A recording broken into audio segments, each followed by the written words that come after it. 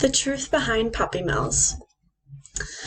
The purpose of this speech is to highlight the history of puppy mills and to educate the audience on the harmful effects of puppy mills and commercial breeding facilities have throughout the United States.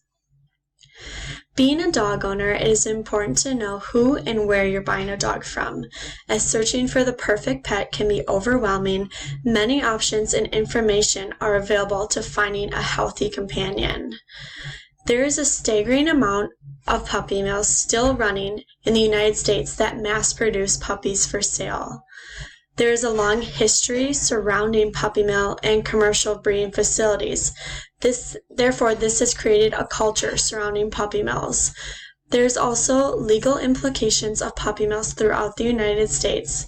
These breeding facilities have not been following the rules and regulations that are fit for a healthy breeding operation. What are puppy mills? The term puppy mill is used to describe a large-scale commercial dog breeding enterprise. According to the ASPCA, the American Society for the Prevention of Cruelty to Animals, these breeding facilities are often focused on profit versus the well-being of the animals. These animals are often held in inhumane conditions. The history of puppy mills originates following post-World War II. The reasons these puppy mills were created was because the Midwest was struggling in farming production. The Midwest was the main part of the country that took part in mass production of puppies for sale because they were unable to provide from the farming animals that they had. The United States Department of Agriculture, or the USDA, supported the start of these puppy mills post-World War II for revenue. The USDA often helped with the advertising and promotion of these puppy mills for revenue. Puppy mills today and commercial breeding facilities can be found throughout the United States. According to the Puppy Mill Project, an article written in 2019 following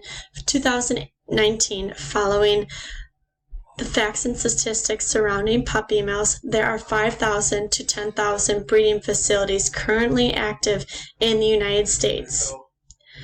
Most of these puppy mills are often found in rural areas, so even going back to where the farming industry had taken upon puppy mills, these are still found on most farms, or as they would say, dog farms.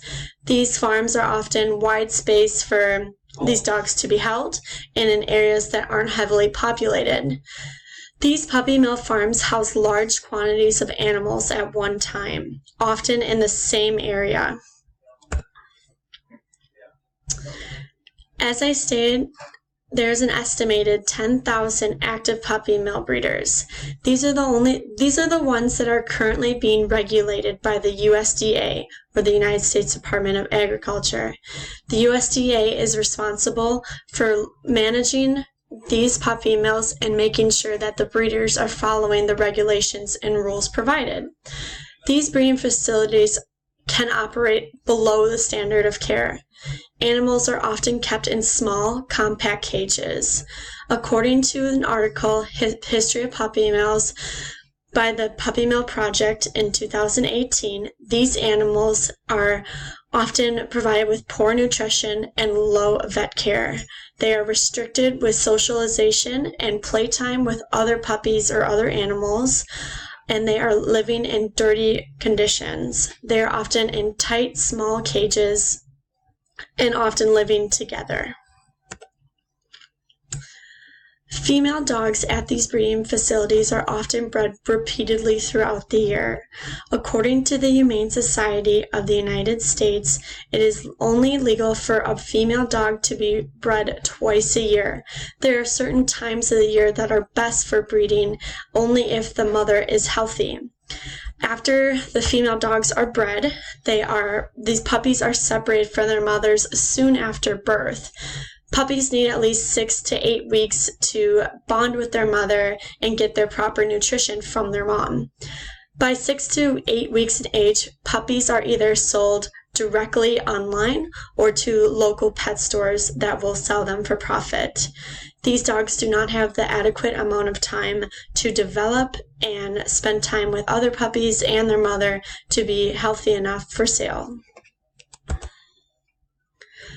Puppy mill rules and regulations. As stated, there is a federal law that requires puppy mills to meet the Animal Welfare Act standards. As this is monitored by the United States Department of Agriculture, these standards are developed to keep the dogs just healthy enough for sale. Because there are so many breeding facilities throughout the United States, it is impossible for the USDA to monitor and regulate all of these farms or these puppy mills. The USDA licensed breeders are not held to the higher standard of care simply because it would be impossible to regulate all of them at one time. It can take years to find out if a puppy mill is following the rules and regulations just by the time somebody would get to the farm. As stated earlier, animals are kept in the small cages. There's zero requirements that the dogs need to have socialization and exercise.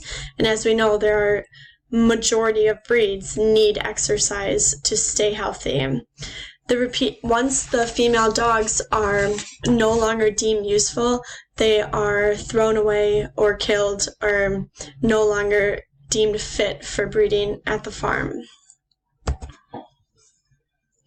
I included this picture in my speech because I thought it highlighted a good amount of how the puppy mills work in the United States based on the statistics.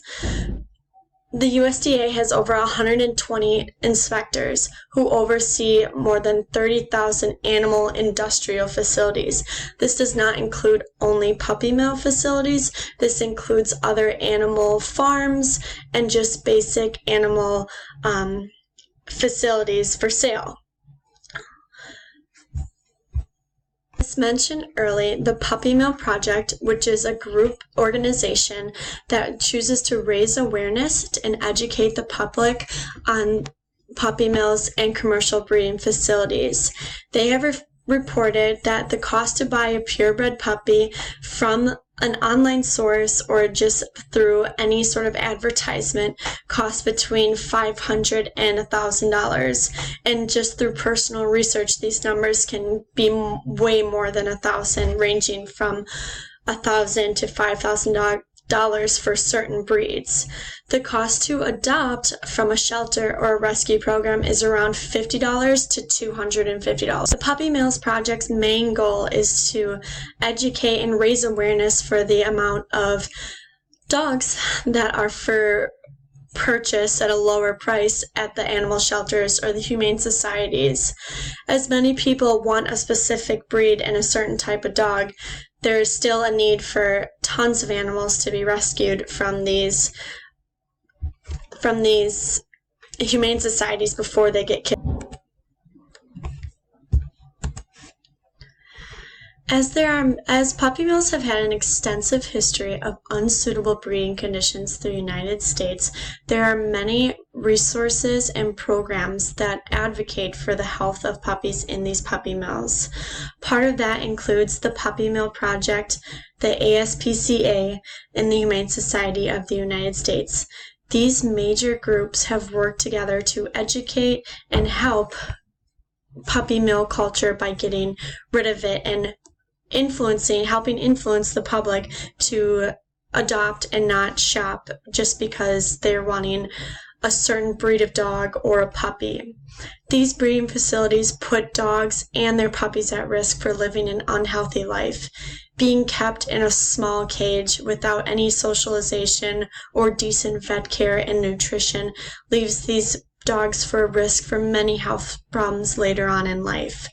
The federal law and regulations are in place to help these animals, but they rarely do. As there are 120 inspectors who have to, on average, cover 120 sites, it is impossible to keep all these animals safe and healthy before sale. It is important to be educated on where you're buying a dog from by making sure that they're not coming from a mass breeding farm. Get to know the breeder, get to know who they work with for a vet, how often these dogs are getting outside and socialized, and what are they eating and their nutrition habits. The only way to help these puppies and to prevent the mass of puppy mills that are in the United States is to buy your dog or rescue a dog from a local animal shelter or a local animal program that promotes the adoption for dogs.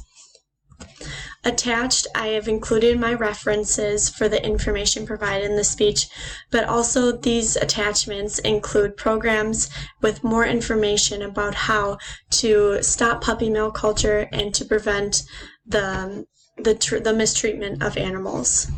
Thank you.